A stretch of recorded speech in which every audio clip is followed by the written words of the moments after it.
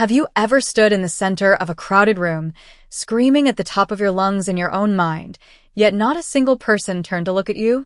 There is a specific kind of silence that wraps around the people who keep the world running, the ones who scrub the floors, change the sheets, and pour the coffee. It is a silence not of peace, but of erasure. You become furniture. You become architecture. You become invisible. For Nia, this invisibility was not just a feeling, it was a uniform. Every morning at 5 a.m., she pulled on the dark blue dress with a stiff white collar, the fabric scratching slightly against her neck, a tactile reminder of her place in the hierarchy. The dress was designed to be forgettable, to blend into the shadows of the hallways so that the wealthy guests of the Obsidian Grand Hotel would never have to acknowledge the labor that made their luxury possible. Nia was 25.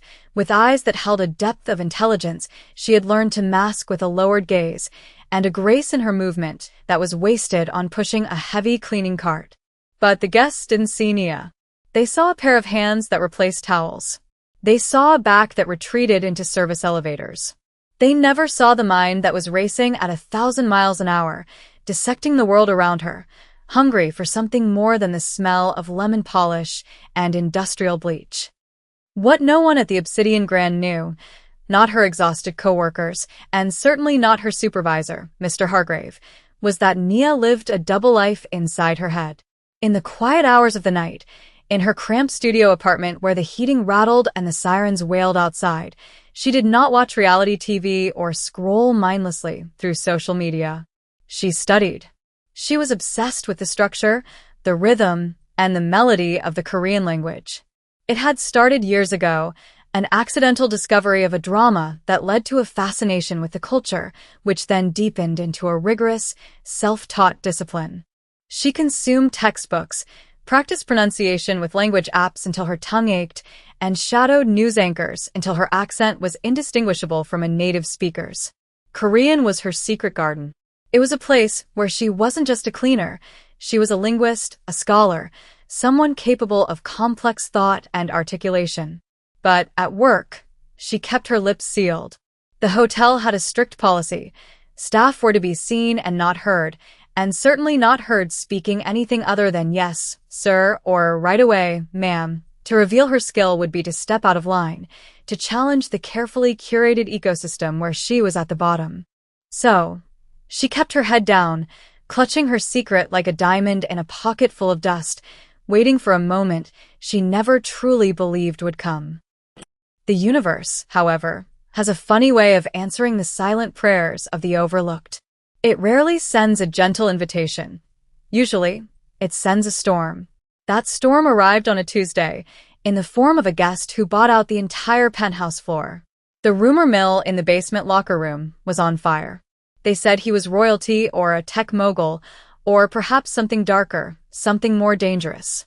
The name on the manifest was just a corporation, but the man himself, Park Min-jun, was a presence that sucked the air out of the lobby when he arrived. Nia had seen him briefly from the mezzanine, a man of perhaps 35, wearing a suit that cost more than her entire life's earnings, with a jawline that could cut glass and eyes that scanned the perimeter with the weary vigilance of a predator. He was handsome, devastatingly so, but there was a coldness to him that warned people to keep their distance. Nia was assigned to the penthouse detail not because she was the best, but because she was the quietest. She was the ghost who could drift in and out without disturbing the atmosphere. As she pushed her cart toward the golden elevator that required a special key card, her heart hammered a strange rhythm against her ribs. She told herself it was just another room, just another mess to clean, just another day of being invisible. She had no idea that the elevator wasn't taking her up to the penthouse. It was taking her to the edge of a cliff, and she was about to jump. The penthouse suite was less a room and more a kingdom, a sprawling expanse of marble, velvet, and floor-to-ceiling glass that offered a panoramic view of the city skyline. When Nia entered, she adhered to the protocol. Knock 3 times, announce housekeeping softly, wait 10 seconds, and enter only if there was no response. Silence greeted her. She pushed the cart inside, the wheels gliding silently over the plush Persian rugs. The air in the room smelled of expensive cologne, cedarwood, and stale tobacco. She began her routine, moving with the efficiency of a machine, her eyes trained on the surfaces she polished.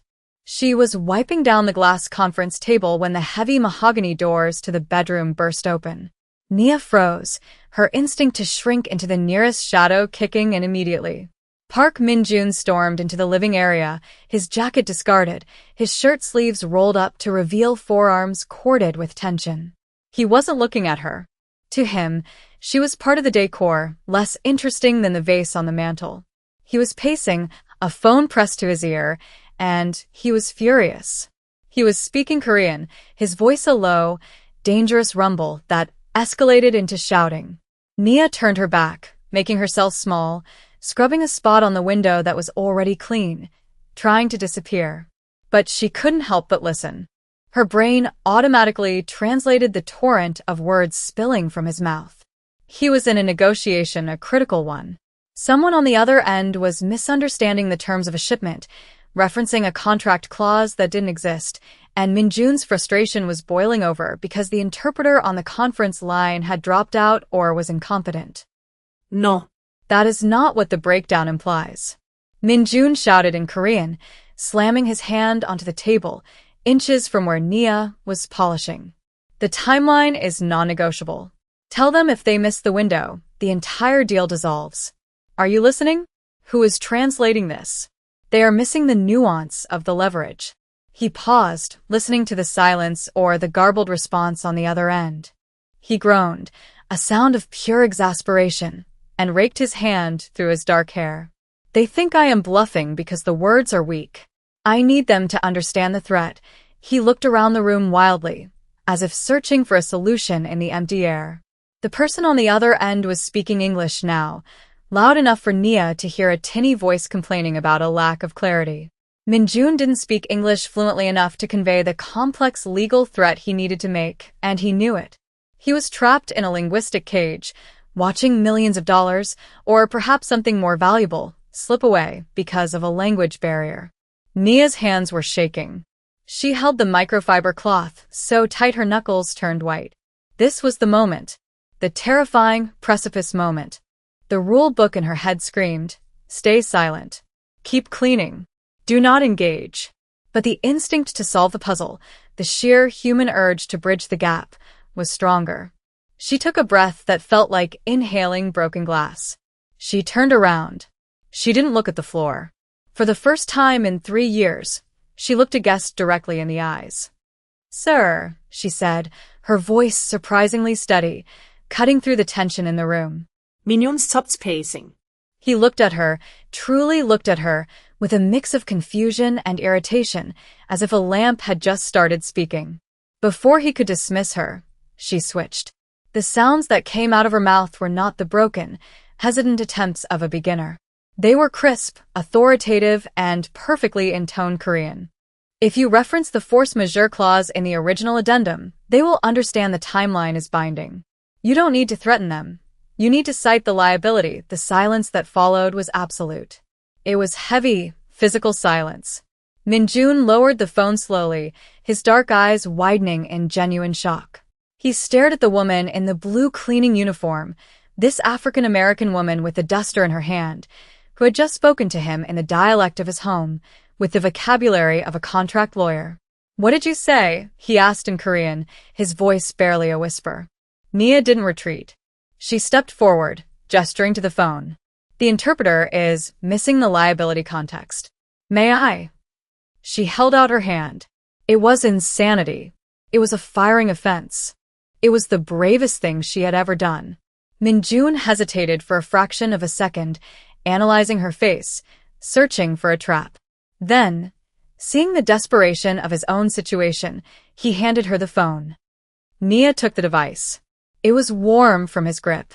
She put it to her ear and switched to English, her voice dropping into a professional, icy calm. "Gentlemen, this is Mr. Park's senior associate. We are referencing Clause 4, Section B regarding timeline liability. If the window is missed, the penalty is retroactive. Do you accept these terms, or do we pull the asset immediately?" She listened. There was sputtering on the other end, then a quick, terrified agreement. Understood, she said.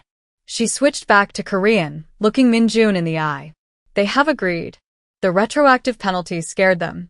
The deal is secure. She handed the phone back to him.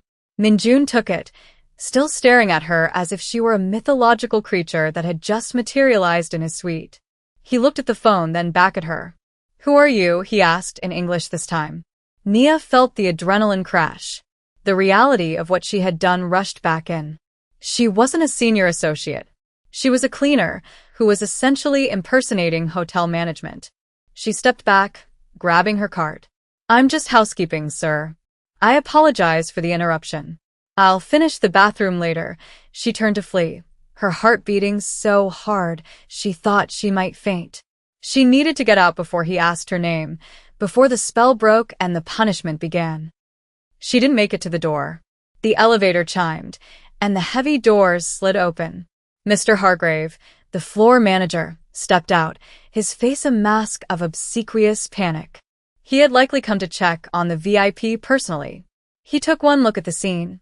Nia standing in the center of the room, looking flushed and guilty, and Mr. Park staring at her with an intensity that could burn paper, and he drew the worst possible conclusion. Nia! Hargrave barked, his voice dripping with venom. What are you doing? Why are you bothering Mr. Park?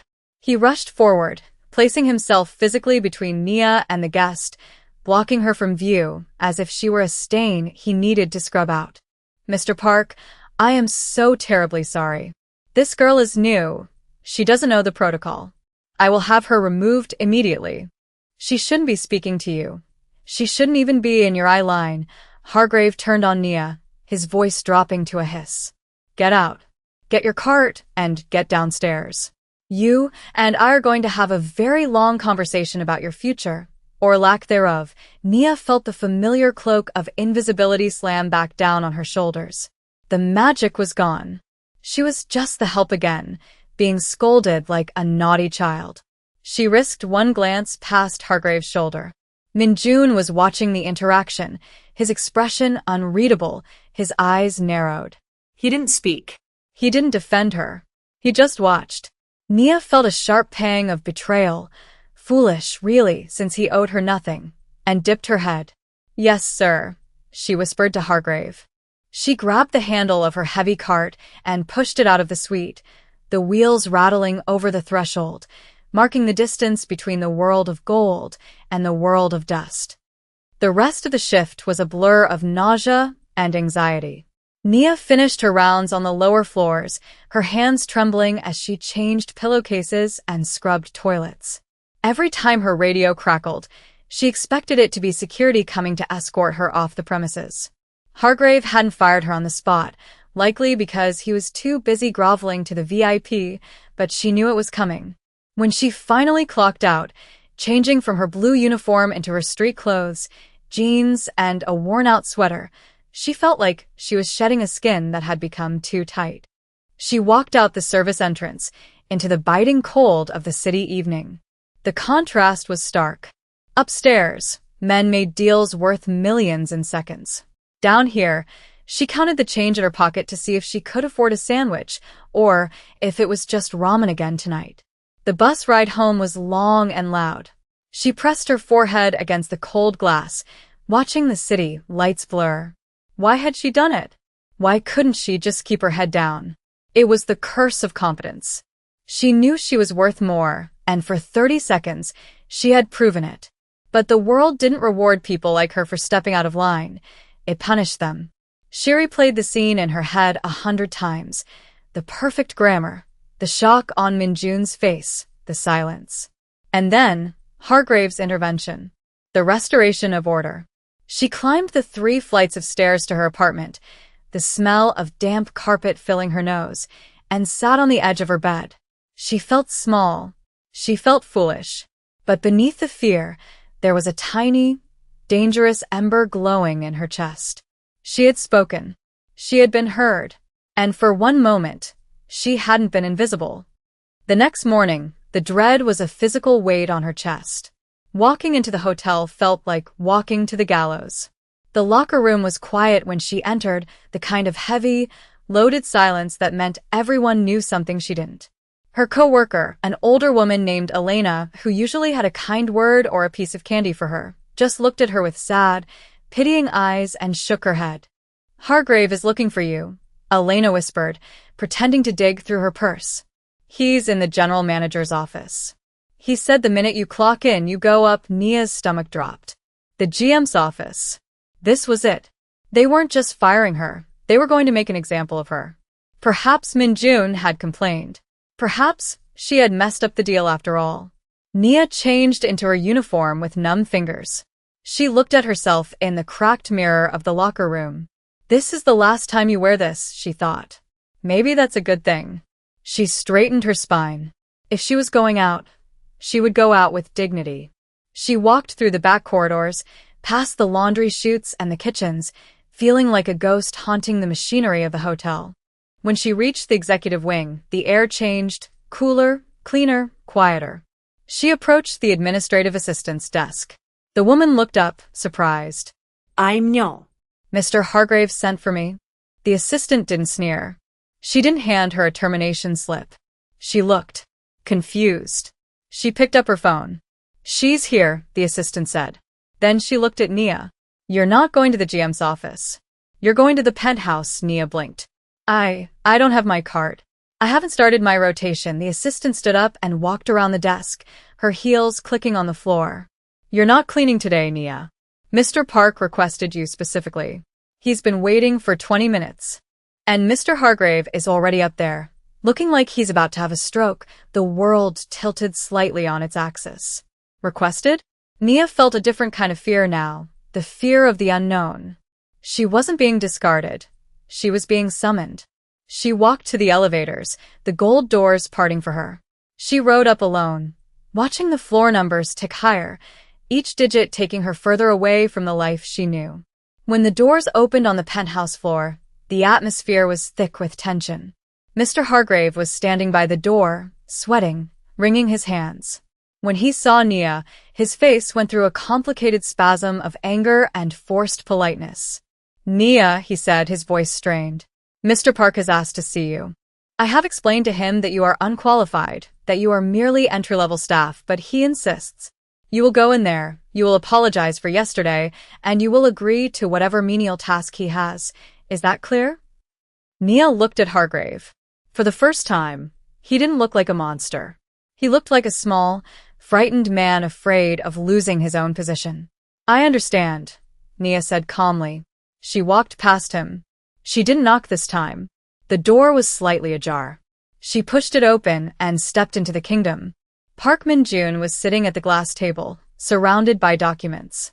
He wasn't on the phone. He was waiting. He looked up as she entered. He was wearing a different suit today, gray and sharp, but his eyes were the same, intense, calculating. He didn't smile. He didn't look like he wanted an apology. He pointed to the chair opposite him. "Sit," he said in English. It was a command, but not a disrespectful one. It was an invitation to the table. Nia hesitated, then walked across the room and sat down. The chair was soft leather, swallowing her slightly. She felt absurd in her cleaning uniform, sitting across from a Mafia boss, or whatever he was. Min-jun studied her for a long moment, tapping a pen against the table. "I had my people run a background check on you last night," he said, his voice conversational, as if discussing the weather. Nia Davis. High school valedictorian. Dropped out of college after 2 years because of financial hardship. No criminal record. You live in a studio in the East District. Nia felt a chill run down her spine. "Is that a threat?" she asked, her voice low. Min-jun smirked, a quick flash of amusement. "No. It is diligence. I needed to know if you were a spy. If you were planted here by my competitors." He leaned forward, clasping his hands.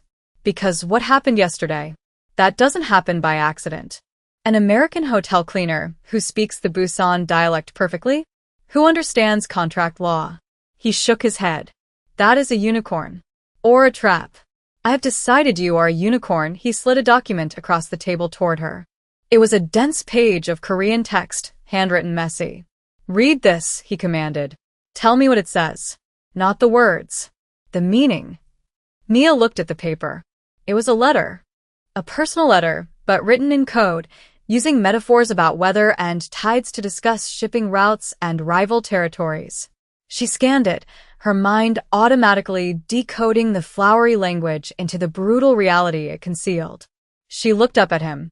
"It's a warning," she said. "The writer is telling you that the shipment coming through the southern port is compromised. They aren't saying the police are there. They're saying the local authority has changed allegiance. They are using the phrase, 'the tide is high,' to imply that the cost of entry has doubled. If you send the product now, it will be seized." Min-jun stared at her. He didn't blink. The silence stretched for 10 seconds, then 20. Finally, he leaned back in his chair, exhaling a long breath. "My own translator told me it was a weather report," he muttered. "He said my uncle was concerned about the rain." Min-jun looked at Nia with a new expression, respect. "I am surrounded by people who tell me what I want to hear, or people who are too stupid to understand what they are reading. I have enemies who smile at me, and staff who fear me." He paused. "You have nothing to lose, Nia. That makes you dangerous. And that makes you useful." He reached into his jacket pocket and pulled out a small velvet box, placing it on the table. Then he pulled out a thick envelope. "Mr. Hargrave wants to fire you. He thinks you are a liability. I think you are an asset." He tapped the envelope. "There is $5,000 in here. That is for yesterday." For saving the deal, Nia's breath hitched. $5,000. That was months of rent. That was freedom. And, Min-jun continued, his voice dropping lower, "This is the offer. I need a personal interpreter. Someone who is not part of the family, someone who can be invisible when I need them to be, and a voice when I need to speak. You will travel with me. You will wear clothes that do not smell of bleach. You will be paid more in a week than you make in a year." He leaned in, his dark eyes locking onto hers. "But you will see things you cannot unsee. And once you step into my world, you cannot go back to cleaning toilets.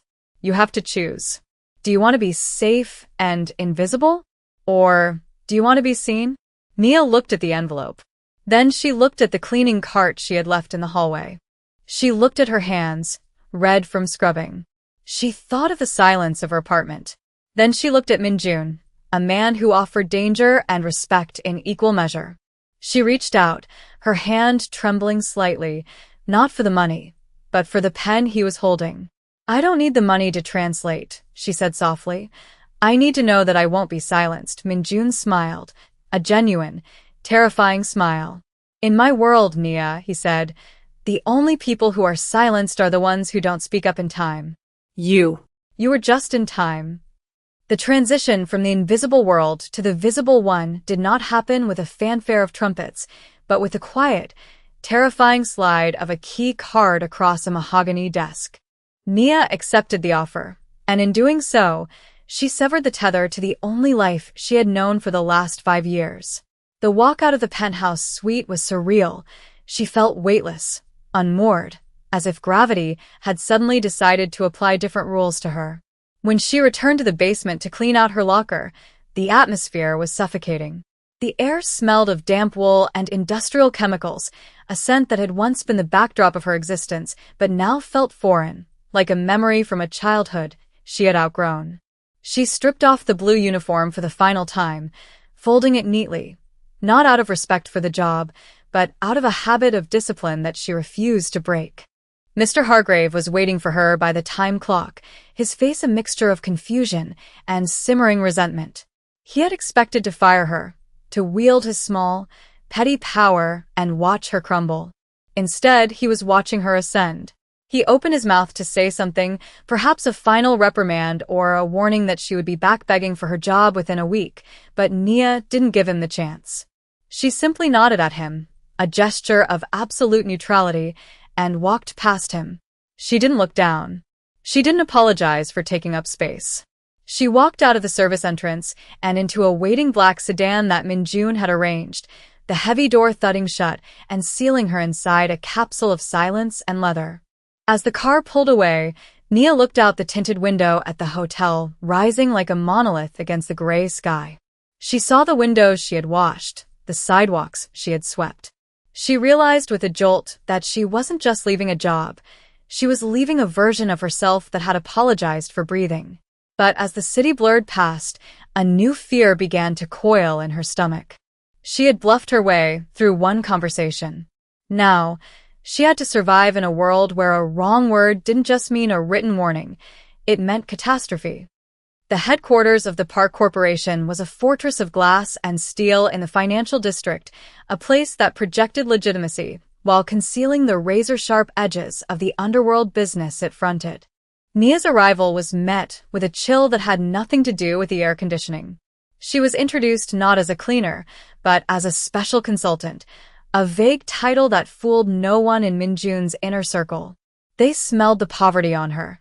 They sensed the lack of pedigree.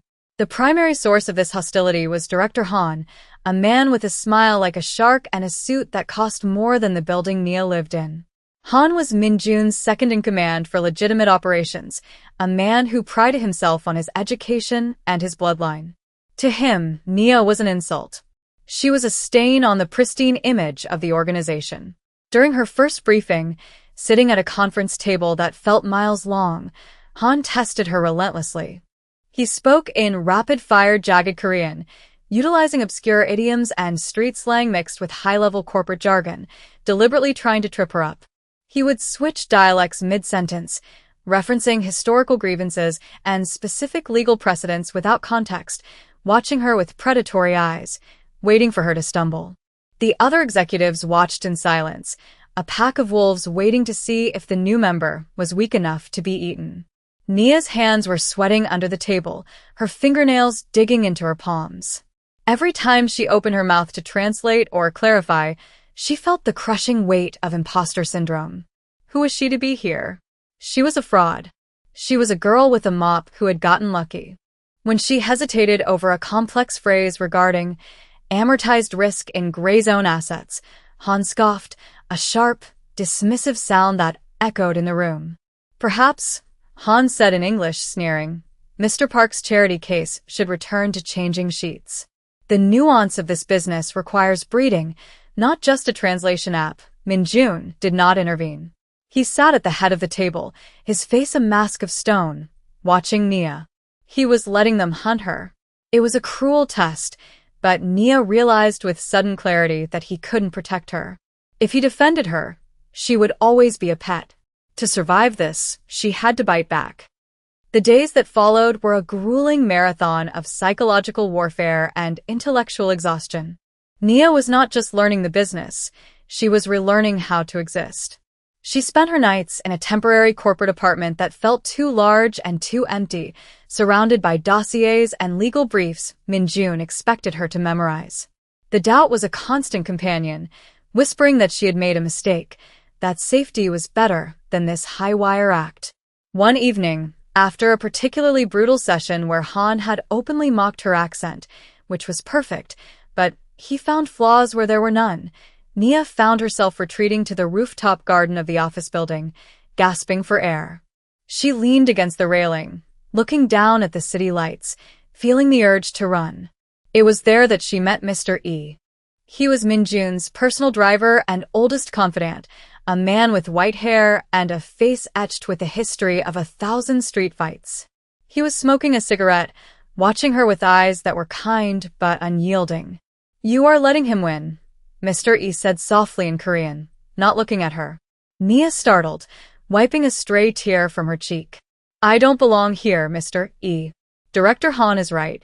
I don't know the game," Mr. E chuckled, a dry, rasping sound. "Han knows the game, yes. But he plays it like a robot. He sees numbers. He sees status." Mr. E turned to her, crushing his cigarette under his heel. "You see the dust. You see the cracks." Nia frowned. "I don't want to see dust anymore." Mr. E shook his head. "You mistake your weakness for your strength, child. A cleaner knows who is messy. A cleaner knows who is hiding things under the bed. A cleaner sees the things powerful men ignore because they are too busy looking in the mirror." He stepped closer, his voice dropping to a whisper. "Minjun didn't hire you because you speak Korean.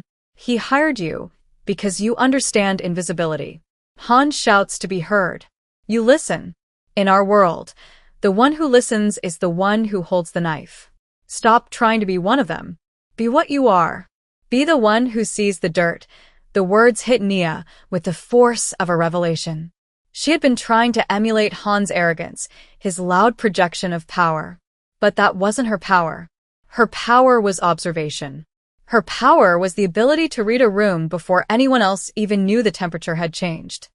The proving ground arrived 3 days later at a high-stakes negotiation dinner with a rival syndicate from the energetic, chaotic port city of Incheon.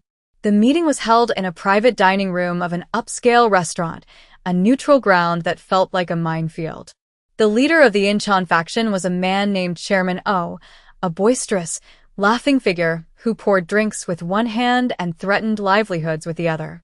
The tension was thick enough to choke on. Min-jun was stoic, but Nia could see the tension in his jaw. Director Han was there, of course, looking polished and smug, ready to lead the conversation. The negotiations centered on shipping lanes, officially for electronics, unofficially for things much less legal.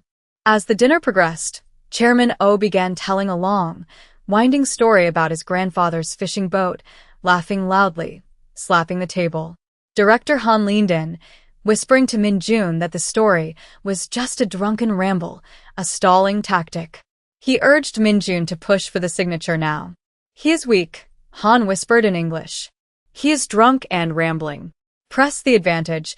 Min-jun looked ready to agree, reaching for the contract. But Nia was watching Chairman Oh's hands. She was watching the way the waitstaff moved around him. Too stiff, too attentive. She listened to the specific words Oh was using in his drunken story. He kept using a specific dialect word for net that also meant trap in an older, coastal slang. He wasn't stalling. He was signaling. "Don't sign," Nia said. Her voice was not loud, but it was clear. It cut through the room like a bell. Director Han whipped his head around, his eyes bulging with rage. "You silence yourself," he hissed. "Mr. Park, sign the papers." Nia ignored Han. She looked directly at Min-jun. "The story isn't a story. It's a localized allegory. He's telling his men to wait for the signal." He used the word gwangjil in the old dialect. That doesn't just mean fishing at night. It means burning the boat to catch the fish. She gestured to the waiter standing behind Min-jun, whose hand was drifting toward his jacket pocket. "The staff." "They aren't staff. Look at their shoes. High-grip soles. Tactical. Not dress shoes." The silence that fell over the table was absolute. "Mignon frosse." He looked at the waiter's shoes. Then he looked at Chairman Oh. The laughter died on Oh's face, replaced by a cold, deadly calculation. He realized his code had been broken. In that split second, the illusion of the dinner party shattered. Min-jun stood up abruptly, his chair scraping against the floor. "We are leaving," he announced, his voice like ice. The waiter reached into his jacket, but Mr. E, who had been standing by the door, was faster, stepping forward with a weapon drawn. The standoff lasted for a heartbeat, a breathless, terrifying second where violence hung in the air like ozone. Then, Chairman Oh chuckled, a dry, humorless sound. He waved his hand, and the waiters stepped back. "Smart," Oh said, looking past Min-jun directly at Nia. "Very smart." "I thought she was just a pretty decoration." Min-jun looked at Nia, then at Han, whose face had gone pale with the realization that he had almost led his boss into an ambush. "She is not decoration," Min-jun said, his voice ringing with a possessive pride. "She is my voice." The drive back to the headquarters was silent, but the quality of the silence had changed. It was no longer the silence of judgment or exclusion. It was the silence of respect. Director Han sat in the front seat, unable to look in the rear-view mirror, his arrogance punctured and deflated. Nia sat in the back, with Min-jun. She was trembling, the adrenaline crash leaving her weak, her hands shaking in her lap. She had almost died. She had just called out a gang war in the middle of a seafood restaurant. She waited for Min-jun to speak, to analyze the night, but he simply reached over and placed his hand over hers. His hand was warm, heavy, and steady. It was an anchor. He didn't say, "Good job." He didn't offer empty praise. He just held her hand, grounding her, acknowledging that they had walked through the fire together and come out the other side. When the car finally pulled up to the curb of her corporate apartment, Min-jun turned to her. The streetlights cast shadows across his face, softening the sharp angles. "Tomorrow," he said, "we have a meeting with the International Board. Han will not be attending. You will be sitting at my right hand." Nia looked at him, and for the first time, she didn't feel the urge to look away. She didn't feel the need to shrink. "I'll be there," she said. She stepped out of the car, and as she walked toward the entrance of the building, she caught her reflection in the glass doors. She didn't see the shy cleaner in the blue dress anymore. She saw a woman who walked with her head high, a woman who had learned that visibility wasn't given, it was taken. She was no longer a ghost haunting the hallways of other people's lives. She was the architect of her own. The world was loud, dangerous, and chaotic, but she finally had a voice, and she intended to use it.